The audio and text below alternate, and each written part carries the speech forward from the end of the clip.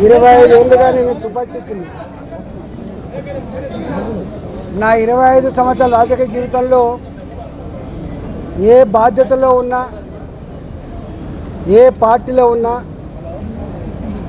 ఎథికల్గా వాల్యూతో ఉండాలని చెప్పి కోరుకుంటాను.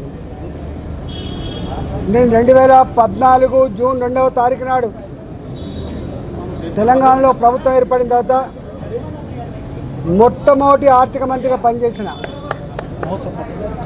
2018 సెప్టెంబర్ వరకు నేను ఈ రాష్ట్రానికి ఆర్థిక మంత్రిగా పనిచేసిన. తెలంగాణ రాష్ట్రాన్ని సాధించుకున్నది నీళ్ళ కోసం, నిధుల కోసం, మా ఉద్యోగాలు మాకు కావాలని చెప్పి సాధించుకున్నాం.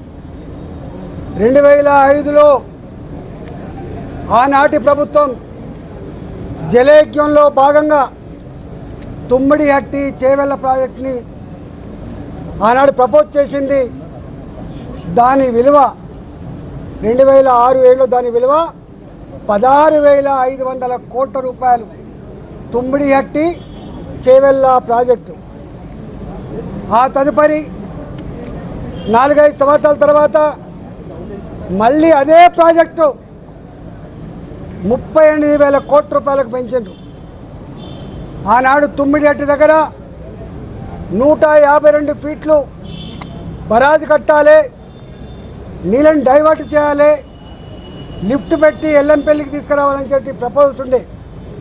కానీ ఆనాడు మహారాష్ట్ర ప్రభుత్వం అభ్యంతరాలు చెప్పడం వల్ల ఆనాడు మహారాష్ట్ర భూములు మునుగుతైన నెపంతో ఆనాడు శాంక్చురీ పార్క్ ఉందని చెప్పి ఆనాడు 152 మీటర్ల నుంచి 148 మీటర్లు తగ్గించాలన్నప్పుడు తెలంగాణ అవసరాలకు ఆనాడు ప్రభుత్వం చేపట్టిన ప్రాజెక్టులకి 16,50,000 ఎకరాల నీళ్లు కావాలని, 10 టీఎంసీల నీళ్లు రూరల్ ఏరియాకు తాగినీళ్ళ కోసం కావాలని, 30 టీఎంసీల నీళ్లు హైదరాబాద్కు కావాలని, 15 టీఎంసీల నీళ్లు ఇండస్ట్రీస్ కావాలని చెప్పి అయితే కోరిండో అవి ఫుల్ఫిల్ కావు అని చెప్పి CWC report, irrigation department report వచ్చినప్పుడు కేసీఆర్ గారు ఆనాడు ముఖ్యమంత్రిగా ఒక మంత్రివర్గ ఉపసంఘాన్ని వేసిండు.